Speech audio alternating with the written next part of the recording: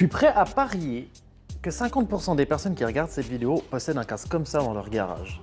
Et personne ne veut le jeter. Et aujourd'hui, je vais te donner plusieurs raisons de les foutre loin et de les détruire pour que personne ne les reprenne. Il faut que tu saches, c'est que ces casques en base mousse, Sagex, coque ne sont pas des casques fiables. Du moins, ne sont plus des casques fiables. Parce que même s'ils sont neufs emballés sous scellés, le Sagex a séché.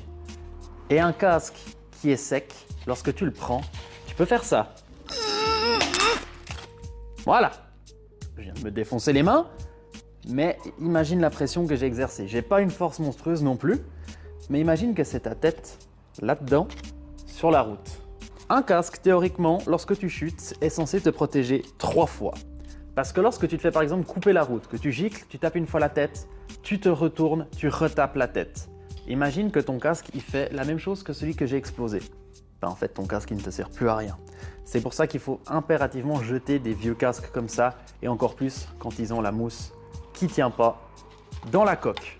La différence entre les casques anciens et les nouveaux casques, c'est leur structure. Bien souvent, on voit que des casques coûtent bien plus cher déjà parce qu'il y a l'intégration du système MIPS qui est à l'intérieur, qui permet justement à la tête de bouger librement dans le casque lorsque tu chutes, et afin que ta tête ne suive pas forcément le mouvement du casque.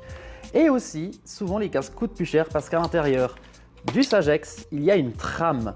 Soit c'est de l'aramide, soit c'est du carbone, soit c'est du plastique, et c'est justement pour maintenir le Sagex du casque, lorsque tu roules comme un débile sur la route, à te protéger tout le long de ta chute.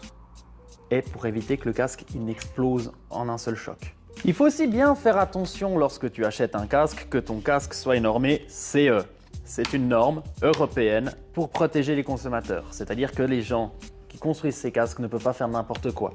C'est pour ça que tout ce qui est des casques qui viennent d'AliExpress, de Temu et de tous ces sites à la con, c'est non. Jamais. Ok, tu peux peut-être acheter un magnifique casque brandé Red Bull. C'est beau. Mais quand tu seras en train de mousser dans une chaise roulante, t'auras l'air beau aussi. Du coup, la démarche à faire si tu as un vieux casque comme ça et que tu le jettes afin que personne ne le récupère en déchetterie, tu le poses, tu prends un marteau et tu le niques. Comme ça. C'est aussi simple, hein. Oh putain. Bon bah je l'ai cassé hein.